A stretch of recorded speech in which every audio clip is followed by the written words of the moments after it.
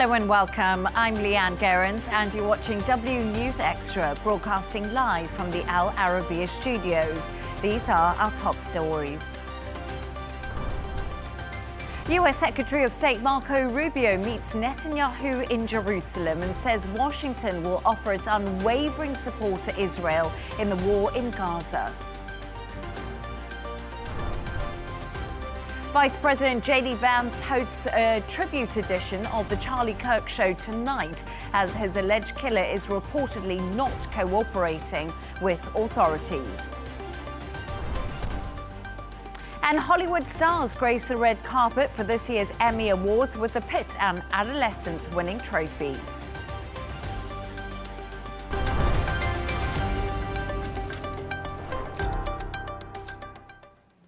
The US Secretary of State, Marco Rubio, has promised that Washington will offer its unwavering support to Israel in the war in Gaza. He made the remarks at a joint press conference with Benjamin Netanyahu, who said Rubio's visit to Jerusalem was a clear message the United States stood with Israel following an Israeli strike on Hamas leaders in Qatar. Their meeting comes as Arab leaders hold an emergency summit in Doha today. To discuss this and all of today's stories, I'm joined by Al Arabiya senior presenter Rawia Alami and Dubai 92 presenter Jono Hayes. Jono and Rawia, great to have you on the show. Thank you. Rawia, let's start with you. So we just touched on the fact that Marco Rubio was in Israel today and said the US will give unwavering support to the country. What do you make of this statement?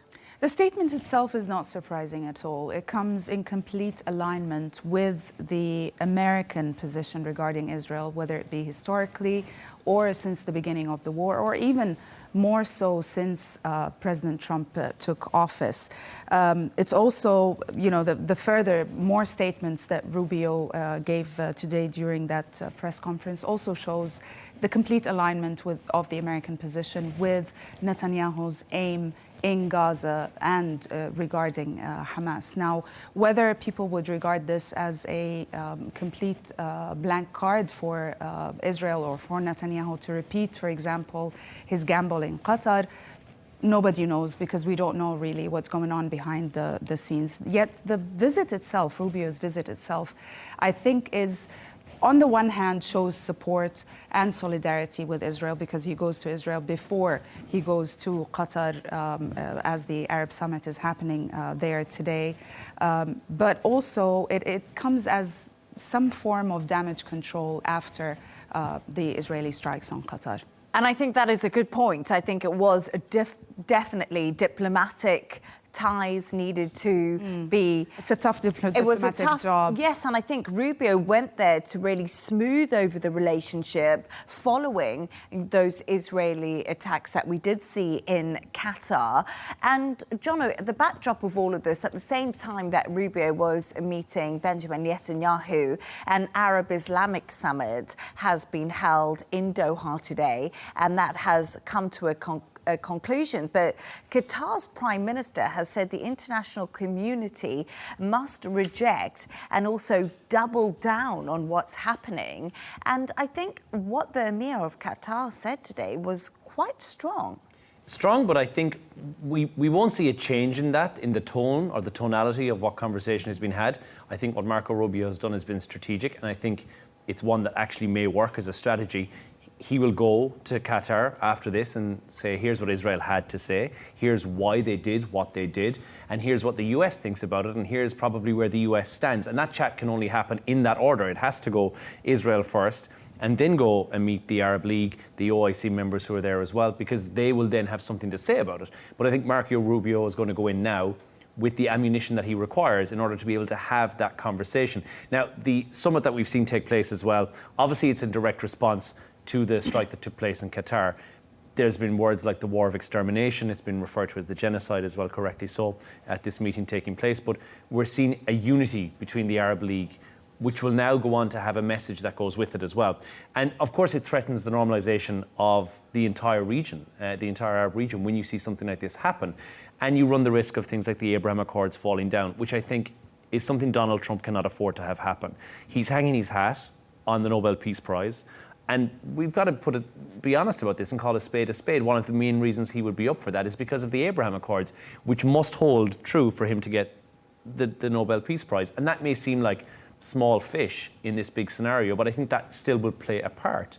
I think Marco Rubio will go and, like you said, smooth things over and go in with the correct information to say, here's why it happened. Yes, because Marco Rubio will travel to Qatar tomorrow ahead of going to the UK because Donald Trump has a state visit in the UK, which I also think is interesting that we'll see Rubio in Qatar after this Arab summit has concluded, and we'll see exactly where they stand with each other. But it's interesting because earlier I spoke to Israeli-based journalist Yotam Kanfino, who told me today's joint press conference did send a strong signal. Take a listen.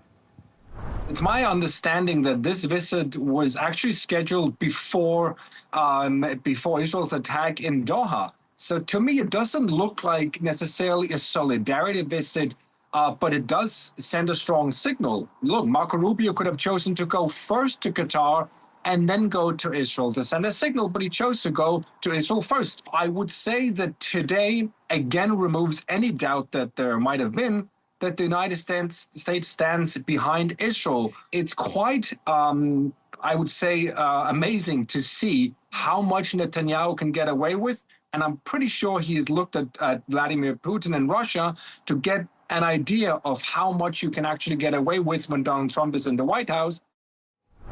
And that was Yotam speaking to me, but he also said something that I found really interesting. He said that after we see Marco Rubio go to Israel and not really condemning these attacks as strongly as many people would have liked, it basically shows the Gulf nations a reality check that the US isn't going to come to their rescue when there is a strike by Israel on Hamas delegation, and the fact that they have deep pockets and they're prepared to invest in the US. But the US, the reality check is we're standing by Israel and we're in it for the long run.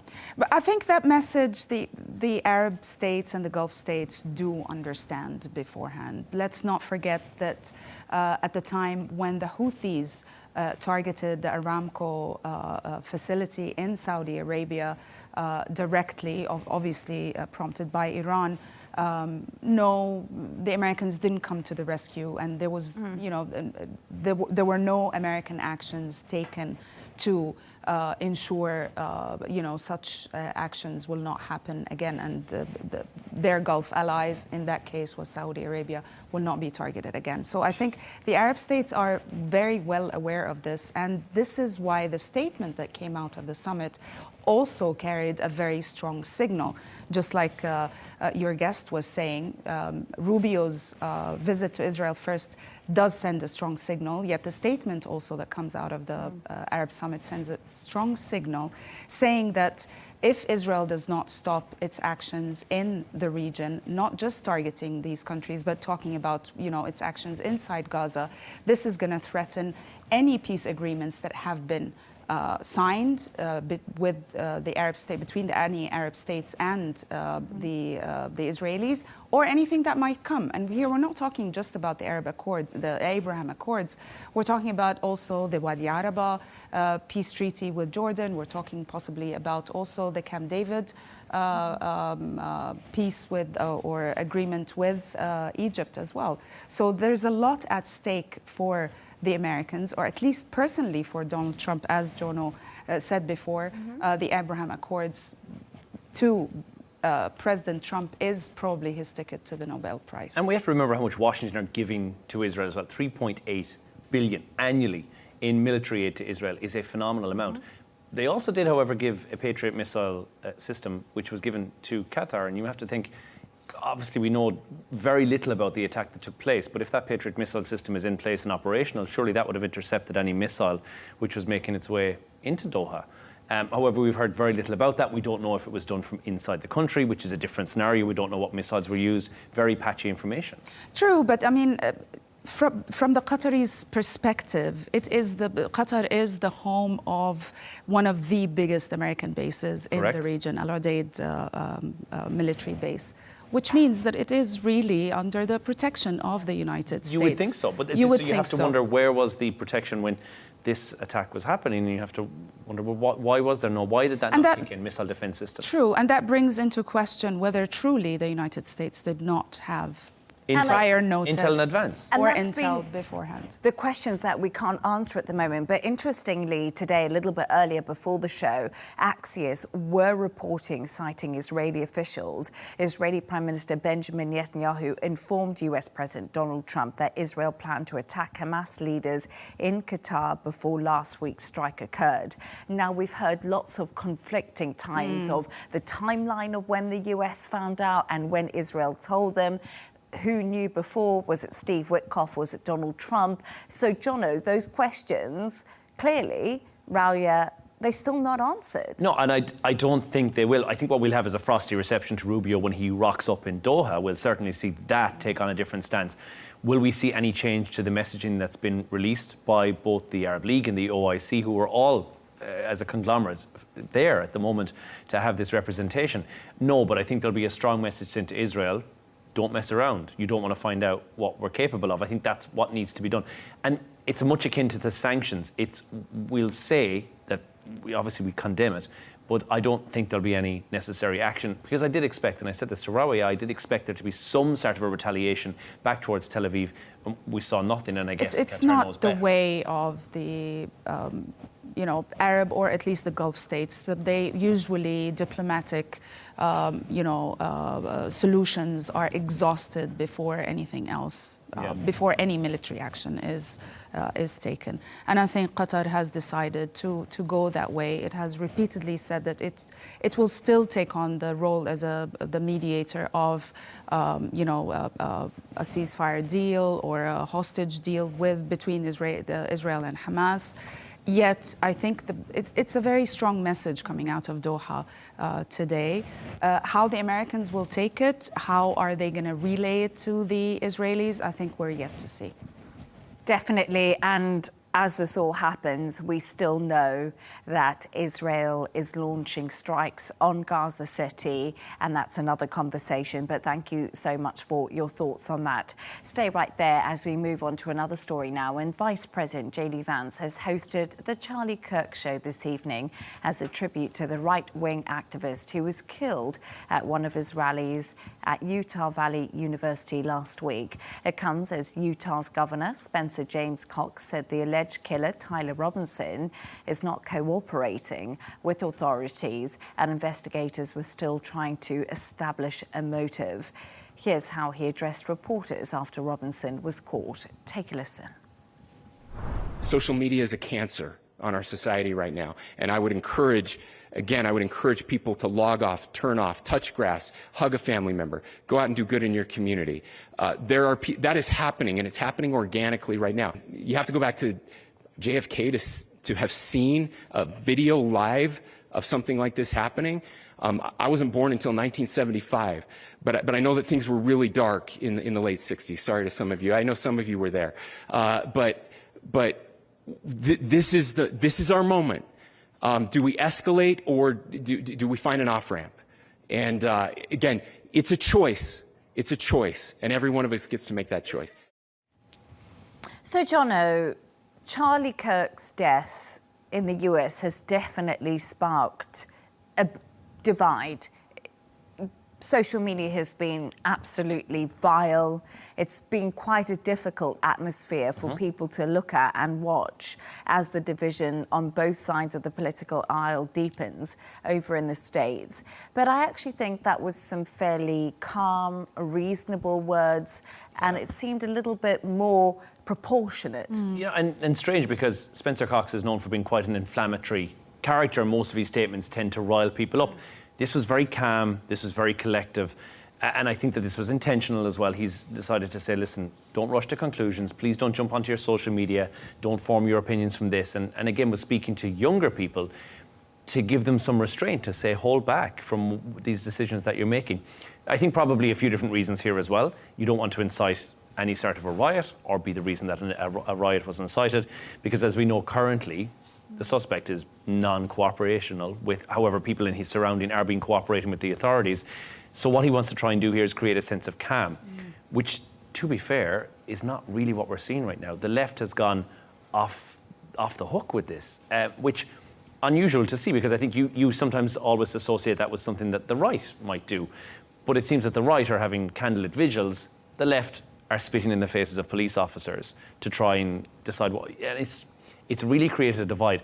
And I saw something over the weekend saying that this may be the precipice of the US right now. This may be something that tips it over into somewhat of a civil war. And this absolute, you're either left or you're right, and you can't be in the middle. There's no middle ground politics. And that's a sad reality, because Charlie Kirk, if you agreed with him or you didn't disagree with him, when you watched him, he was all about debate. He was all about conversation. He was all about hearing the opposing view and listening to it, and then giving his argument if he felt it was right or if it was wrong. And now there's just so much anger that's being fueled. I think it's not so much anymore about the individuals and what they say and what their opinions. It's more about this extremely politicized atmosphere that has spread in the US and in so many other countries as well. I think this is mainly the problem. I mean, nobody deserves to be killed or die in this way for something they said, for their opinion, for practicing their freedom of speech, regardless of whether, which side of the spectrum are they on. It's just it's very sad what's happening, and this polarization within the American society doesn't seem to be basically getting any less. It's getting worse, and we're heading to difficult times, I think. I think he's such a divisive character that you either sit, and I think that's probably why this is the precipice of something that's going to be much greater. We're seeing it at an absolute top level, and J.D. Vance is now on there hosting the show, and you just think you have to be for or against. And I think that's always a risk where you run with it.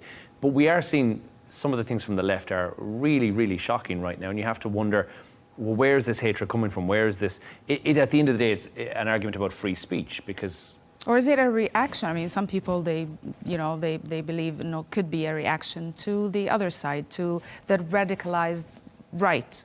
And the radicalized right, they believe that it's the other way around. But I do think that there needs to be a situation. Lots of people have spoken to me, and we've all got social media. And Jono and Rawia, I feel like on a personal level, I've gone on social media and it's hatred. I feel it's vile. It's a man's life. Why have we started dehumanizing political figures like this? Yeah. And it just seems almost what's happened. Why? And with Charlie having such a phenomenal following, 2 million people following him on social media, and now for him to be catapulted into regardless of what you think of his views, there's been pictures over the weekend of his wife at his open casket holding his hand, which is, it's awful to have to look at two kids. Very One sad. and three. Yeah, and regardless, and there's a lot of things that Charlie Kirk has said that I thought, okay, this I don't agree with, this I don't agree with. But guess what? Freedom of speech. He's entitled to have that opinion. And that's also the basis of a democracy. Absolutely. A democratic... I'm entitled to say I don't like that opinion, but I don't need to go out there, spit in the face of police officers who are out there to control the law, which is what we're seeing on social. Isn't this the predominant atmosphere, even created by the Trump administration, where any voices of dissent are excluded from certain, federal jobs, or... There is a mechanism that is creating this polarization on both sides, from both sides, I think. And I think Donald Trump would probably argue that when Joe Biden was in power, they tried to put him in jail. And we saw a really strong rhetoric against Donald Trump and the MAGA movement. So I think this is the problem, Jono and Rawia. There's no middle ground right now. Yeah, there is not. Either with me or against me. Exactly, but they're so radical on both sides.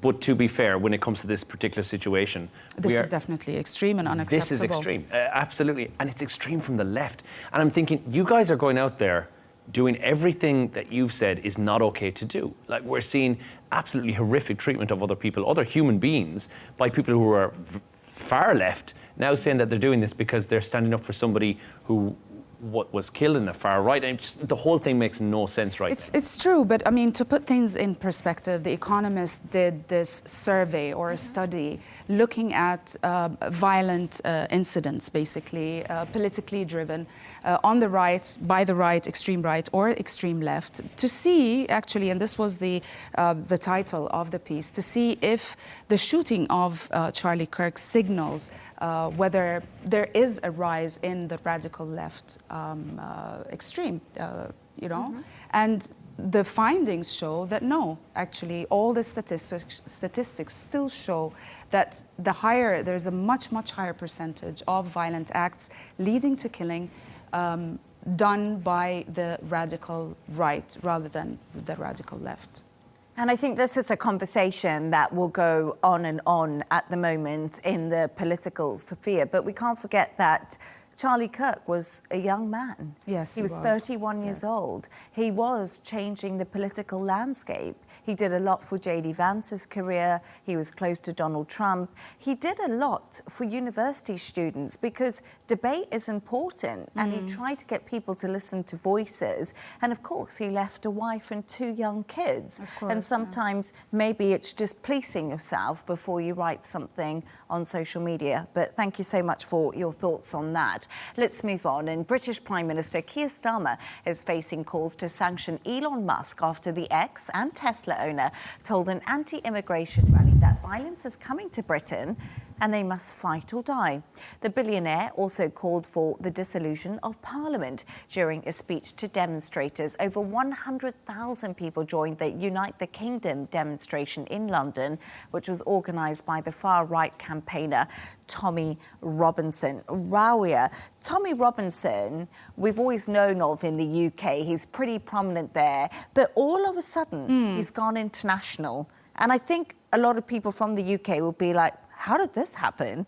But he's caught the attention of Elon Musk. Elon Musk, yeah. Exactly. Actually, not a lot of people outside the UK probably knew about him until then. Yeah, absolutely. I was surprised to know that he has his real name is not Tommy Robinson, apparently. No, he's had 5 aliases. Stephen Yaxley Lennon, or at least maybe this is the last one. And it was a double-barreled name, which is always, Yaxley in the UK, Lennon. seen as something that's quite highbrow. Yeah. It's from a good family. It's a posh to have a double-barreled Okay, well, I name. But didn't then know he changed it to Tommy Something's Robinson. gone wrong. Yeah. But I mean, absolutely, drawing the attention of someone like Elon Musk is going to draw a lot of attention to you. And that's why a lot of media outlets actually talked about Tommy Robinson internationally, whether in the US or Europe or elsewhere. Of course, also grabbing the attention of the owner of a platform like X will, positively will do you a lot of service. Also Elon Musk endorsed Tommy Robinson's views, and he was part of the rally that happened on Saturday. Apparently 150,000 people were there also. So yes, definitely, this is the secret word is Elon Musk. If he's interested in you, the rest of the world will be.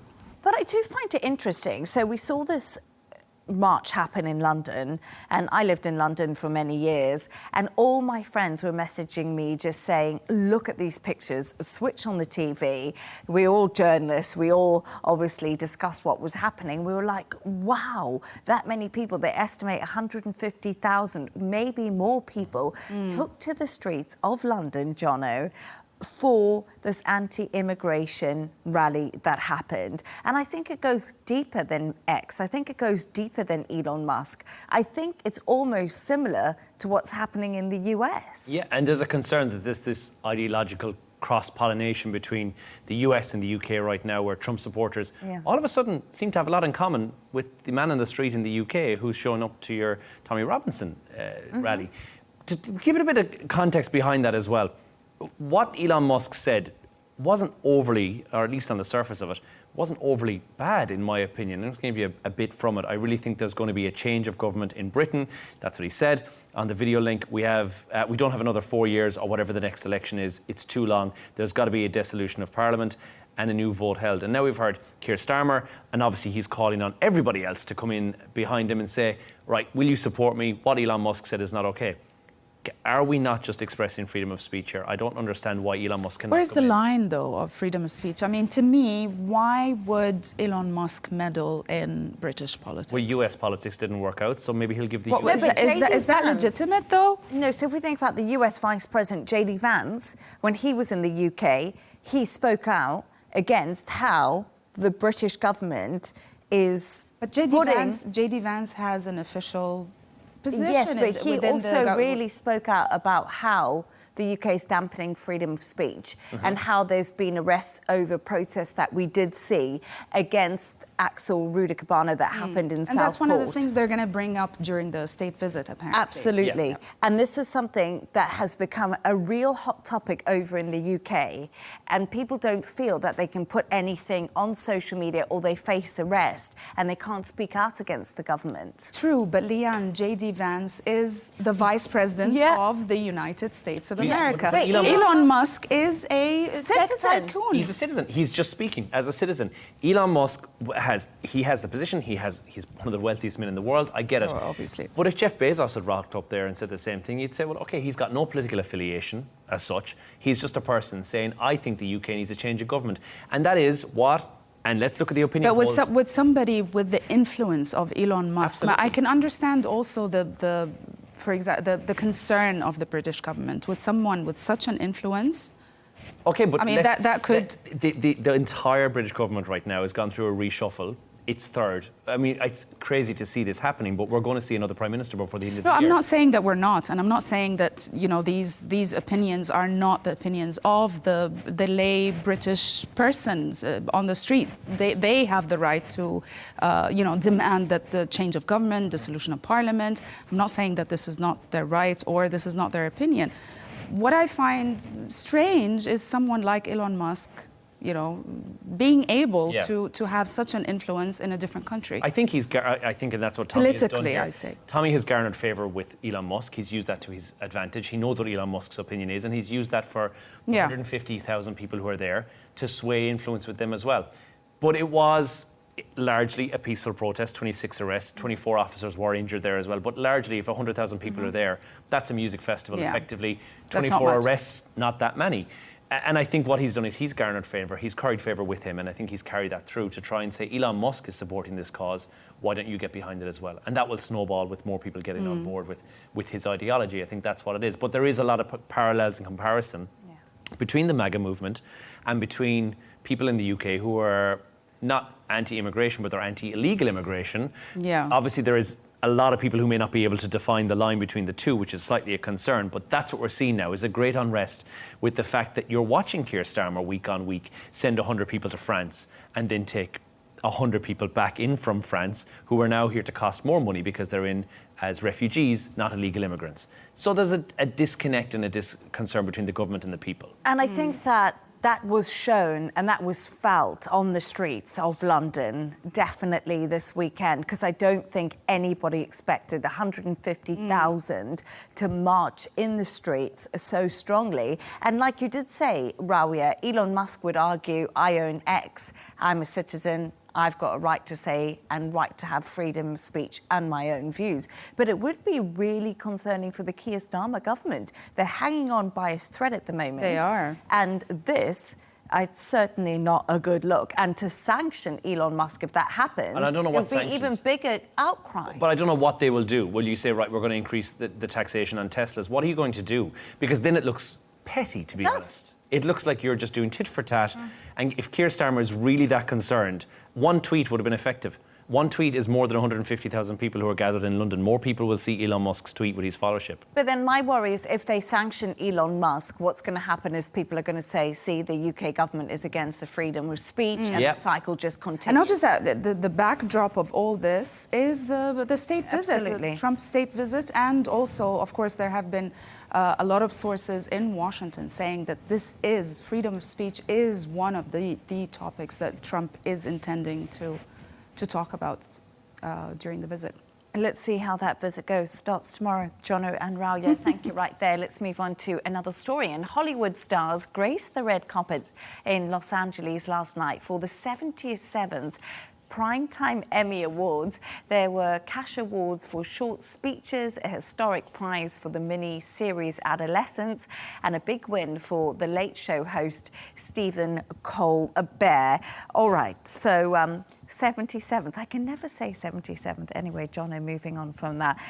So we had the youngest ever male Emmy winner, Owen Cooper, and that was for his role in Adolescents. Adolescents was phenomenal. If you haven't watched it, it was everything in one. It was so well deserved. No. But my adolescent daughter watched it, actually. There we are. So yes, close enough. So again, I think it's one of those, and I haven't watched it as well, but it's one of those series that you have to be in the mind frame for going into it. But 15 years old, and he's a kid. He stood up there and his speech, which he made sure was under the allocated time of 45 seconds, was, I was nothing about 3 years ago. I'm here now. Step out of your comfort zone a little. Who cares if you get embarrassed? And I think that is a message to other kids or other adolescents who will look at the TV show and watch the Emmys and say, wow, look at what he's done for himself. It's just a wonderful, heartwarming story. Now, the miniseries itself has won 6 awards at the Emmys. It was one of the biggest winners, that along with the new series, The Pit.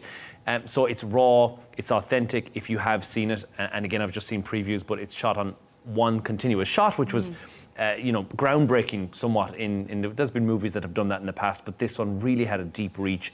It also had a message that resonated with a lot of people who watch this, not just adolescents, but also any adult who has gone through the whole school process will know what this was like. So I think that's probably why it cleaned up at the Emmys, and apparently deservedly so. It was absolutely, it was brilliant. You must watch it. But I found it extremely emotional, and I don't want to give anything away, but when you'll watch it, you'll see why. And I thought that young actor was absolutely phenomenal. He was so good in it. He practically won his first Emmy from his first scene. Isn't that amazing? His first scene. This is truly amazing. Yeah, and that's why I think what he said in his acceptance speech is so nice, right? Yeah. It's like, very cute. Just give it a go. Yes, you never know cute. what could happen. Very innocent. I know. And Rawia, the ceremony's host, said a $100,000 charity donation would decrease for every speech longer than 45 seconds. Right, okay, I don't know, but, do celebrities deserve this platform? Should they go up and talk and talk and talk, or 45 seconds and out? Well, not talk and talk and talk, but I think 45 seconds is a bit too short, especially in certain circumstances or in certain wins, for example, lifetime achievement. I mean, poor Noah Wild this year. I mean, 45 seconds to thank everybody and to talk about his career that he spent decades, achieving. Or, for example, it's like telling Hattie McDaniel back in 1940 when she won her first Oscar, and she is the first African-American actress to win it. She won it for Gone with the Wind. No, don't talk, don't celebrate. I mean, these are milestones. These are not just for the actor, but for possibly a complete demographic, or for everyone who watches their films and loves them and wants to hear what they're going to say. Stephen Colbert, I mean, deserved... He doesn't have the airtime. He's already there. And again, we've just spoken about social deserved media. Enough time, Maybe, but he's got social. If you're a big fan of Stephen Colbert, go on there. He can do his own picture afterwards with the Emmy, do a reel on Instagram, post up and tell everyone how happy he is that he won. 45 seconds is a long time. I always try and equate this, if you do silence for 45 seconds. Oh, yeah. It's an eternity. Because they're up there thanking their mum, their dad, their dead grandmother, their goldfish. Where do you draw the line and say... No, but one thing I find interesting, Jono, and I don't know if you agree with me, but Ricky Gervais says this, and I don't have the quote on me because I don't have my phone on set, but basically it's like, don't go up there and talk about politics. We don't care what you think. Well, I mean... Don't you think that they made it exactly 45 seconds with this entire sort of joke, gimmick, I don't know, what do you call it? Yeah, it's to avoid political I think there would have been an element to that. And we've seen a lot of that recently. We even saw Hugh Bonneville at the premiere of Downton Abbey, the finale, where he took an opportunity with a reporter to make a political statement. And I think a lot of people would have done that as well. What they've done, however, and it's really, it's almost like a TV game show, they are taking $100,000 of the charity donation for every speech that went over 45 That's seconds. cruel. Which is horrific, because that's a charity cruel. that's That's suffering. cruel. I think they could have done it in so many Different different way. ways. Exactly. Yeah. For example, they could say, okay, you have 60 seconds. If you go over it and you have a cap at 90 seconds, you need to donate to a charity, not to deduct from a charity. You know. And again, I think true to cruel. what you said, there are certain categories like best actor, best actress in a TV series, in a movie. Those kind of things maybe deserve a bit of time. But when we're down to like best makeup, like, who cares? It should be like the Oscars, where we'll do a whole 15 envelopes beforehand, where you say, right, the best gaffer on set, you know, here you go, here's your award. See, And you don't another have to do a there are speech. solutions. There are different solutions to this and I problem. think they It do didn't have deserve, to be this people one. who get the big awards deserve the seconds on the stage. Well, we are over by 45 seconds, so can we move on? Yeah, apologies for that. Right. That's not much. No, it's not too much. And it's that time of the show now where Rawia and Jono have chosen two of the quirkiest stories of the day. And we are going to start with Jono. And Jono, this is about a celebrity in Ireland who wanted to become the president. But Yeah. what's happened? It's all gone a little bit... Yeah, it's gone a bit pear-shaped. Yeah. There's been two. So He's been Michael, knocked out. he's decided to pull back from the presidential candidacy himself. He's the second celebrity in the Irish presidential race, which takes place, the elections are in October. He's the second celebrity. The first one was Michael Flatley, famous Irish dancer. Oh my gosh, I loved him, the river dancer. Yeah, who also was a contender. Conor McGregor was the other option. However, he's failed to secure the nominations, and I think what he's done is he's removed himself from the race in advance of trying to seek those nominations, because I think it would have been too difficult. There's too much behind him. He needs an endorsement from a candidate of 20 parliamentary members, of which there's 220 in total, 160 in the Dáil, and then there's another 60 in the Seanad. There's also 31 councils. He could have got 4 of them on board. And I don't think that many compos mentis members of government would have thrown their weight behind him as a candidate.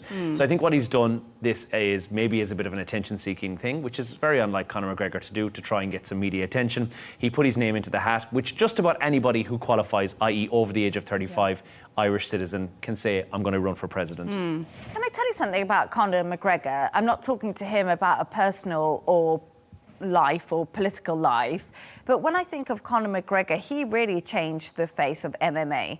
If it wasn't for Conor McGregor, many people will argue me on this, but I think he brought MMA and UFC fighting especially into the mainstream, and he made it really famous. And I think maybe he should focus on what he's good at. Conor McGregor, I would if you like are to see listening, Pierce Brosnan running. I would he vote. didn't run. I would He vote didn't for him, run, and I'm yeah. not Irish. Well, is that just because he's handsome? It's, Oh, yes. It's Yes, largely there we are. ceremonial role. I think 70. Again, there's no real decision making to be made. It's a ceremonial role, Okay. and so. But he's That's decided to pull appropriate. out before he got knocked out. And Rawia, you know, a new airport divorce trend can Yes. avoid family holiday arguments.